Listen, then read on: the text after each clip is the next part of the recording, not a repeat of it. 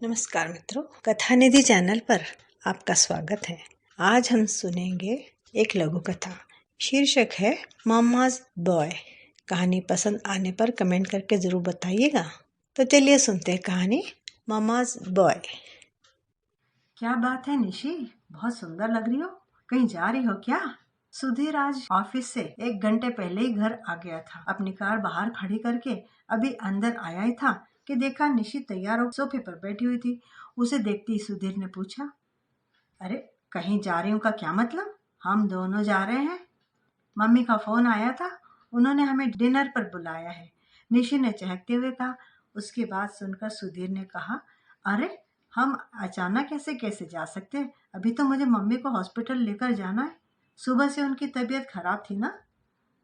सुधीर की बात सुनकर निशी का चेहरा उतर गया। वो तुनकते हुए बोली, तुम्हारी मम्मी तो हमेशा बीमारी रहती है। जब भी मुझे कहीं जाना होता है कोई ना कोई बहाना उन्हें तैयारी मिलता है। आज तुम जल्दी आ गए तो ये बहाना। अरे बुढ़ापे में तो हरी बीमारी लगी ही रहती है। निशी, मम्मी ने कभी हमें बाहर जाने के लिए मना किया है क्या? और वैसे भी तुम्हारी मम्मी का फोन तुम्हारे पास आया था, मुझे तो इस बारे में कोई इन्फॉर्मेशन भी नहीं थी। मैं तो जल्दी भी इसलिए आया हूँ कि डॉक्टर से मैंने मम्मी के लिए अपॉइंटमेंट लिया था। तुम्हारे प्लान का तो कुछ पता ही नहीं था मुझे। पर निशी ये सुनकर और ज्यादा नाराज हो गई। अब क्या मेरी मम्मी तुमसे पूछकर प्लान बनाएगी कि उन्हें मुझे कब बुलाना और कब नहीं? तुम्हें अपनी मम्मी की चिंता है, पर मेरी मम्मी को बुरा लगेगा उसका तुम्हें कोई ख्याल भी है? सुधीर निशी को समझाने की कोशिश कर रहा था, पर वो तो बहस पर आ चुकी थी। ये बात अंदर से आती हुई सरिता जी ने भी सुन ली। उन्होंने बाहर आकर सुधीर से बड़ी शांति से कहा, सुधीर बहस क्यों कर रहे हो बेटा? उसका मन है तो उसे उसके मम्मी के पास ले जाओ, मैं खुद ही हॉस्पिटल चली जाऊंगी। पर इस बात का भी निशी ने उल्टा ही अर्थ लिया। अरे आपको जाना होता तो आप सुबह ही चली जाती, पर नहीं, आपको तो अपने बेटे के सामने महान बनना था, इसलिए आप ये सब कर रही हैं। रहने दीजिए, आप जाइए अपने बेटे के साथ, मैं कैब करके चली जाऊंगी। सरिता जी को बुरा तो लगा, पर फिर भी वो निशी को समझाते हुए बोली, अरे तो कोई बात नहीं बेटा, सुधीर तुम्हारे साथ चला जाएगा और मैं कैब से चली जाऊंगी। बस बस, इतना प्यार दिखाने की जरूरत नहीं है। पता नहीं आप जैसी माँ अपने बेटे की शादी करती क्यों है, जब अपने बेटे के प्रति अपना मोह ही नहीं छोड़ पाती। निशी ने सरिता जी को झिड़क दिया। सुधीर को बुरा लगा। तुम मम्मी से इस तरह से कैसे बात कर सकती हो? सुधीर ने अपनी आवाज ऊंची करते हुए कहा, तो सरिता जी ने उसे चुप रहने का इशारा किया। पर तब तक निशी गुस्से में तमतमाती हुई अपना बैग उठाकर घर के बाहर निकल गई। सरिता जी ने सुधीर से कहा, बेटा जाकर उसे रोको। जाने दो मम्मी, कैब से चली जाएगी। तुम फटाफट तैयार हो जाओ, पहले तुम्हें दिखा लाता हूँ, फिर तुम्हें घर छोड़कर इसके मायके भी चला जाऊंगा। अरे पर परवर छोड़ो मम्मी, कुछ नहीं होगा।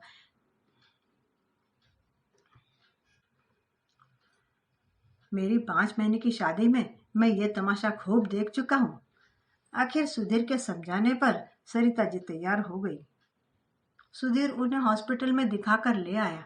उन्हें घर छोड़कर वो निशी के मायके पहुंच गया। देखा तो निशी वहां मुंह फुलाए बैठी हुई थी।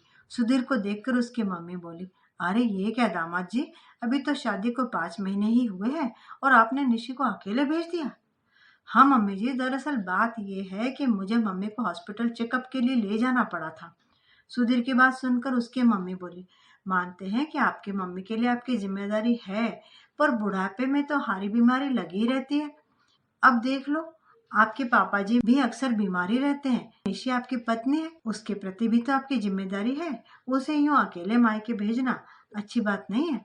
आपको उसकी इच्छाओं का भी तो सम्मान करना चाहिए, कुछ ख्याल करना चाहिए। खाना खाकर दोनों घर पर रवाना हो गए। रास्ते में निशी बोली, मुझे आइसक्रीम खाना है। मूड तो सुधीर का खराब हो ही रहा था, पर फिर सोचा कि एक आइसक्रीम के पीछे क्या सुनाना, इसलिए आइसक्रीम पार्लर पर जाकर कार रोक दी। दोनों ने आइसक्रीम खाई और आते समय सुधीर ने आइसक्रीम का एक फैमिली पैक खरीद लिया। इसे देखकर निशी बोली, अब बेवजह फैमिली पैक क्यों खरीद लिया? हम दोनों तो आइसक्रीम खा ही चुके हैं ना। उसकी बात सुनकर सुधीर बोला, हम दोनों ने खा लिए, घर पर मम्मी भी तो है। क्या हर बार मम्मी मम्मी मम्मी? जब देखो मम्माज बॉय की तरह बस रट लगाए रहते हो। जरूरी है क्या कि उनके लिए हर चीज खरीदी जाए? बीवी और माँ में फर्क होता है कि नहीं? कैसी बकवास कर रही हो तुम? क्या शादी होने के बाद मेरी मम्मी मेरी नहीं रही? उनकी छोटी छोटी इच्छाएं मैं पूरी नहीं कर सकता? शादी के बाद पति पर क्या सिर्फ पत्नी का हक होता है, माँ का नहीं? सुधीर ने आवाज ऊंची करते हुए कहा। उसकी बात सुनकर निशि भी चिल्लाते हुए बोली, मुझे नहीं पसंद तुम्हारा हर समय अपनी मम्मी के नाम की रट लगाए रखना। शादी से पहले रहा होगा तुम्हारी मम्मी का तुम पर हक, पर अब तुम पर सिर्फ मेरा हक है। सुधीर ने उसे कुछ भी समझाने की कोशिश नहीं की और चुपचाप ड्राइविंग सीट पर आकर बैठ गया। कार स्टार्ट करके घर आ गया। घर पर आने के बाद निशी कार से निकली। जोर से उसने दरवाजे को बंद किया और पैर पटकती हुई सीधे अपने कमरे की तरफ चली गई। सरिता जी समझ गई कि दोनों फिर से लड़ पड़े। सुधीर भी घर में घुसा तो उसका भी मूड बिगड़ा हुआ था। आखिरकार सरिता जी ने चुप रहना ही ठीक समझा। आखिर इतने दिनों में वो इन सब चीजों की आदी हो चुकी थी। सुधीर भी अपने कमरे में सोने चला गया और सरिता जी अपने कमरे में। सुधीर अपने कमरे में आकर लेट तो गया, पर नींद उसकी आंखों से कोसों दूर थी। 5 महीने पहले तो उसकी शादी निशी से हुई थी। शुरू से ही एकल परिवार में पली बड़ी निशी जिद्दी स्वभाव की थी। उसका मानना था कि पति पर सिर्फ पत्नी का ही अधिकार होता है। अगर सुधीर अपनी मम्मी के पास आकर बैठ जाता या फिर अपनी मम्मी को लेकर मंदिर या किसी रिश्तेदार के घर चला जाता तो निशी को बिल्कुल अच्छा नहीं लगता। इस बात को लेकर वो कई बार सुधीर और उसकी मम्मी से लड़ पड़ती थी। और सबसे बड़ी बात, निशी की मम्मी उसे समझाने की जगह उसी का साथ देती और ये कहकर पल्ला झाड़ लेती कि अरे ये तो बच्ची है, आने वाले वक्त में खुद ही संभल जाएगी, आप लोग इसे थोड़े से प्यार से टैकल किया करो। सुधीर जी, वैसे उसका कहना गलत भी नहीं है कि पति पर सिर्फ पत्नी का ही अधिकार होता है। सुधीर जी, आप ही ऐसा कुछ करते होंगे कि उसे ऐसा महसूस होता होगा। इसी कारण वह आप लोगों को अपना नहीं पा रही। सुधीर के मन में भी आ रहा था कि अब तो आर या पार का फैसला करना ही पड़ेगा, अन्यथा उसकी और उसकी मम्मी की जिंदगी बर्बाद हो जाएगी। कुछ सोचकर और फैसला करके सुधीर सो गया। सुबह उसकी नींद जल्दी खुल गई क्योंकि वह जानता था कि सरिता जी जल्दी उठ जाती है।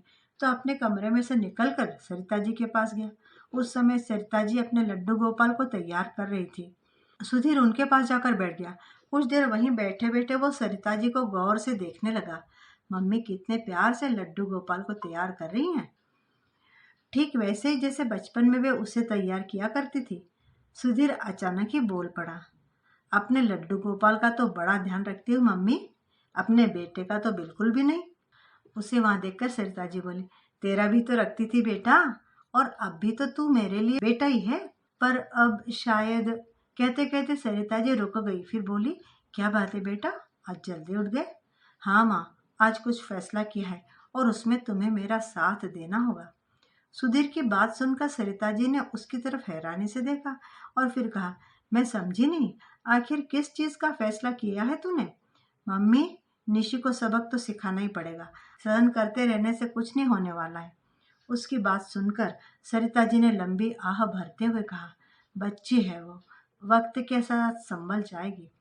नहीं मम्मी, बच्ची नहीं है वो, कोई दूध पीती बच्ची है क्या? शादी हो गई है उसकी, 26 साल की जवान लड़की है जिसे हर चीज की समझ होती है। अगर अभी नहीं समझाया तो ये बचपना जिंदगी भर नहीं जाएगा। उसके मम्मी पापा तो समझ नहीं रहे, पर आप तो साथ दो। ठीक है, जो तू बोलेगा मैं वैसे ही करूंगी। अपने लड्डू गोपाल के सामने प्रॉमिस करो। सुधीर ने अपना हाथ आगे बढ़ाते हुए कहा तो सरिता जी के चेहरे पर मुस्कुराहट आ गई और उन्होंने अपना हाथ सुधीर के हाथ में रखते हुए कहा, चल ठीक है बाबा, मैं मेरे लड्डू गोपाल के सामने तुझसे प्रॉमिस करती हूँ। सरिता जी का आश्वासन पाकर सुधीर ने उन्हें कुछ समझाया और उसके बाद वापस अपने कमरे में आ गया। थोड़ी देर के बाद उसने निशी को जगाया। निशी कुलमुलाती हुई बिस्तर से उठ बैठी और बोली, क्या हुआ सुधीर, क्यों इतनी जल्दी जगा रहे हो? सुधीर ने तैयार होते हुए कहा, निशी मुझे ऑफिस जाना है, फटाफट मेरा नाश्ता तो बना दो। उसकी बात सुनकर निशी बोली, नाश्ता बना दो? भला मैं क्यों बनाऊं नाश्ता, रोज तो मम्मी जी बना देती है ना। हाँ, पर आज मम्मी ने मना कर दिया। क्यों? उसकी बात सुनकर निशी का सिर चकरा गया। भला मम्मी मेरा नाश्ता क्यों बनाएंगी? मेरा नाश्ता तो तुम बनाओगी, आखिर तुम मेरी पत्नी हो। जब शादी के बाद पत्नी का अधिकार पति पर ज्यादा होता है तो उसकी सारी जिम्मेदारी भी पत्नी की ही होती है, इसलिए उन्होंने मना कर दिया। सुधीर की बात सुनकर आखिर निशी को उठना पड़ा और जाकर रसोई में काम पर लगना पड़ा। पर निशी बहुत खुश थी। आखिर उसके मन की मुराद पूरी हो रही थी। अब उसके पति पर सिर्फ उसका ही अधिकार था। मम्मी जी ने तो अपने आप ही अपना अधिकार छोड़ दिया। खैर, उस दिन तो निशी ने बड़ी खुशी खुशी से सुधीर का सारा काम कर दिया। शाम को सुधीर ने निशी के साथ घूमने का प्रोग्राम बनाया और दोनों पति पत्नी घूमने चले गए। जब दोनों होटल में खाना खाने गए और जब निशी वॉशरूम में गई हुई थी, उस समय उसके मोबाइल पर उसके मम्मी का कॉल आया। पर सुधीर ने फोन काट दिया और उसका फोन स्विच ऑफ कर दिया। जब उसकी मम्मी का कॉल सुधीर के फोन पर आया तो सुधीर ने यह सोचकर फोन उठा लिए कि कहीं कोई इमरजेंसी ना हो। पर जब ऐसा कुछ नहीं लगा तो उसने बता दिया कि वो लोग बाहर खाना खाने आए हुए हैं और निशी वॉशरूम में है। यह कहकर उसने फोन काट दिया और निशी के आने के बाद उसने उससे कुछ नहीं कहा। निशी ने भी आते ही खाना खाना शुरू कर दिया। उसने भी अपना फोन चेक नहीं किया। वापस आते समय निशी ने अपना फोन चेक किया तो सुधीर ने उसे ये कहकर रोक दिया कि तुम मुझसे बात करो, फोन में क्या रखा है। घर आकर देखा तो उसकी मम्मी की 4-5 मिस कॉल थी। तब सुधीर ने कहा, मेरी उनसे बात हो गई थी, वो सिर्फ हालचाल पूछने के लिए फोन कर रही थी। ठीक है, मैं उनसे बात कर लेती हूँ। अरे रहने दो ना, तुम मुझसे बात करो, कहते हुए सुधीर ने उसके हाथों से मोबाइल लेकर एक तरफ रख दिया। कुछ दिन तक यही हाल रहे। सरिता जी भी बस इतना ही बोलती जितना कि उन्हें जरूरत होती। इसके अलावा अपने लड्डू गोपाल के साथ या तो अपने कमरे में या फिर अपने आस पड़ोस की सहेलियों के साथ बाहर घूमने निकल जाती। एक दिन निशी ने सुधीर से कहा, सुधीर, मुझे मम्मी से मिलने की बहुत इच्छा हो रही है। आज शाम को प्लीज घर हो आते हैं ना। अरे नहीं, आज मूवी देखने चलते हैं, सुधीर ने उसकी बात काटते हुए कहा। नहीं नहीं, मूवी फिर किसी दिन चलेंगे, आज तो मम्मी पापा से मिलने की इच्छा हो रही है। वैसे भी पापा की तबीयत अक्सर खराब रहती है। क्या तुम भी? मैं तुम्हें मूवी ले जा रहा हूँ और तुम हो कि अपने मायके जाने की बात कर रही हो। नहीं नहीं, मेरा मन रखने के लिए आज तुम मूवी देखने चलना। शाम को दोनों मूवी देखने चले गए। इसी तरह जब भी निशी अपने मायके जाने की बात करती तो सुधीर उसे कहीं ना कहीं घुमाने निकल जाता। जब तक वो घर में रहता, निशी को फोन पर अपनी मम्मी से बात तक नहीं करने देता। आखिर रविवार के दिन सुबह सुबह ही उसके माता पिता उससे मिलने के लिए उसके ससुराल आ गए। उस समय सरिता जी मंदिर गई हुई थी तो निशी ने दरवाजा खोला। उन्हें वहां देखकर निशी बड़ी खुश हुई। वो उन्हें हॉल में बिठाकर सुधीर को बुलाने कमरे में आ गई। लेकिन काफी देर तक सुधीर बाहर नहीं आया। आखिर निशी दोबारा सुधीर को बुलाने कमरे में आई। तब अनमने मन से सुधीर उठकर बाहर आया। आकर दोनों को नमस्ते करके सोफे पर बैठ गया और अपने मोबाइल में मूवी देखने लगा। ये बात निशी को बिल्कुल अच्छी नहीं लगी, पर वो उस समय कुछ नहीं बोली। तभी सुधीर बोला, निशी, मेरे लिए गर्म पानी ला दो प्लीज। निशी रसोई में जाकर गर्म पानी ले आई और सुधीर को देखकर अपने मम्मी पापा के पास बैठने वाली थी कि तभी सुधीर बोला, निशी, चाय बना दो। निशी रसोई में चाय बनाने गई। पीछे से सुधीर से उसके सास ससुर ने बात करने की कोशिश की तो हाँ हूँ के अलावा उसने कोई जवाब नहीं दिया। आखिर दोनों खुद ही चुप हो गए। निशी चाय बनाकर लाई और टेबल पर चाय रखी ही थी कि इतने में सुधीर फिर बोला, निशी, फटाफट से मेरे लिए नाश्ते में पाव भाजी बना दो। आज तुम्हारे हाथ के पाव भाजी खाने की बड़ी इच्छा हो रही है। आखिर जिद्दी स्वभाव वाली निशी के सब्र का बांध जल्दी ही टूट गया और वो बोली, सुधीर, मेरे मम्मी पापा आए हैं, तुम उनसे बात तक नहीं कर रहे हो, ऊपर से मुझे रसोई में लगा रखा है। अगर थोड़ा सा इनसे प्यार से बात कर लोगे तो कुछ बिगड़ जाएगा क्या? तुम्हें दिखता नहीं, मेरे पापा अक्सर बीमार ही रहते हैं। उसकी बात सुनकर अपने मूवी पर फोकस करते हुए सुधीर बोला, अरे इनसे जितनी बातें करनी है कर लेना, पर जब तक मैं घर पर हूँ तुम मुझ पर फोकस करो। और हारी बीमारी का क्या है, ये तो बुढ़ापे में लगी रहती है। उसकी बात सुनकर तीनों हैरान रह गए। निशी थोड़ा बिगड़ते हुए बोली, ये कैसी बातें कर रहे हो? ये मेरे मम्मी पापा है, क्या मैं उनसे बात नहीं कर सकती? तुम मेरे मम्मी पापा के लिए ऐसा कैसे कह सकते हो? ये सुनकर सुधीर ने अपनी मूवी बंद करते हुए मोबाइल एक तरफ रखा और निशी की तरफ देखते हुए बोला, शादी से पहले तक तो अपने मम्मी पापा से बात करती थी ना, पर अब तो तुम्हारी शादी हो गई तो अब मैं तुम्हारे अब पहले प्रायोरिटी हूँ कि नहीं? अब मेरे लिए काम करो। सुधीर, मेरी तुमसे शादी हुई है, खरीदा नहीं है तुमने मुझे, जो तुम बोलोगे कि वैसा ही मैं करने लगूंगी। अब की बार निशि ने आवाज ऊंची करते हुए कहा था। उसकी बात सुनकर सुधीर मुस्कुराता हुआ बोला, निशि तुम भूलो मत, तुम मेरी पत्नी पहले हो, तुम पर मेरा हक ज्यादा है, तुम्हारे माता पिता का नहीं। बस करो सुधीर, बहुत हो गया तुम्हारा। तुम मेरी मम्मी, क्या मम्मी मम्मी मम्मी लगा रखा है तुमने? हर समय मामास गर्ल की तरह बात करती रहती हो। क्यों, बुरा लग रहा है तुम्हें? आज वही तो सारी बातें बोल रहा हूँ जो तुम मुझे बोलती हो, जो मेरे लिए एडवाइस होती है, और तुम तो उसे पचा भी नहीं पा रही हो। तुम्हारे पेरेंट्स पेरेंट्स है और मेरी मम्मी मेरे लिए कुछ नहीं। मेरी भी तुमसे शादी हुई थी, खरीदा नहीं रहा तुमने, जो मैं अपनी मम्मी से तुम्हारे सामने बात तक नहीं कर सकता। अरे दो मीठे बोल प्यार के उनसे बोल दो तो तुम्हारा भी कुछ बिगड़ जाता क्या? सुधीर के मन में जितनी भड़ास भरी पड़ी थी वो सारी उसने सबके सामने आखिर उगल दी। उसकी बात सुनकर तीनों ही शर्मिंदा हो गए और खड़े हो गए। रिश्ता बराबरी से निभाया जाता है। जैसे अपने मम्मी पापा के लिए तुम्हारा दिल दुखता है, वैसे ही मेरी मम्मी के लिए मेरा दिल दुखता है। अगर तुम चाहती हो कि मैं अपने मम्मी से बात नहीं करूं, तो तुम भी अपने पेरेंट्स से रिश्ता तोड़ लो, नहीं तो इस रिश्ते को यहीं खत्म करो। मैं डिवोर्स पेपर पर साइन करने को तैयार हूँ, क्योंकि अब मुझसे और बर्दाश्त नहीं होता। सुधीर ने सब कुछ साफ साफ कह दिया।